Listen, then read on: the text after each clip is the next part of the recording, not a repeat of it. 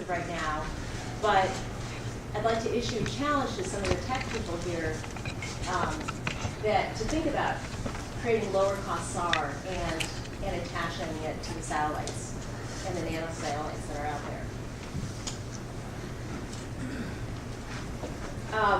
A lot of the satellite technologies are also undergoing this sort of revolution, and within the next few years, with a whole host of satellite companies coming out, Skybox, Earthcast, Planet Labs, the ability to detect boats real time should be around the corner in the next few years.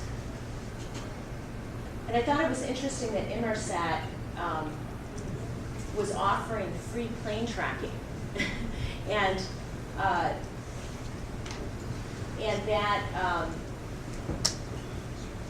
that they required a few instruments on the planes, but that's clearly obviously available. And then we have UAS in development here at Google and Facebook. And Latitude Engineering has a really neat UAS that can is sort of a hybrid quadcopter fixed wing. So you can take off and land with the capability of quadcopter, but yet have the distance capabilities of fixed wing UAS.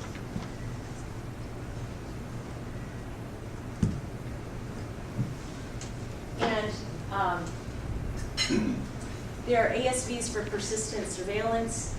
They range from 2 to 600K. They're sort of outside the scope of the low-cost options, but you can imagine that for only a couple $1 million, you can test all these things with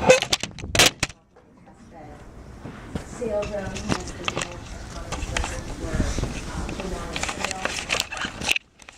Richard is here, Randy is here, Wade Glider is here, and Sia Duro. I don't know if they're here, but these are all ASVs that have different speeds. Some of them can be used, most of them go 5 knots, but I believe WAMD goes 30 knots. And Isabella's here, so you can talk to her. So what are the next steps?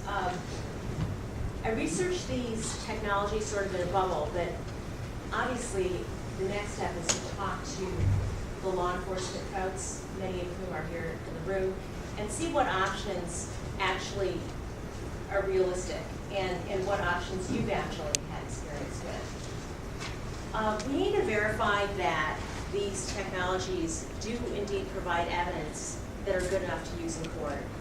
I'm assuming that they would because it works for traffic,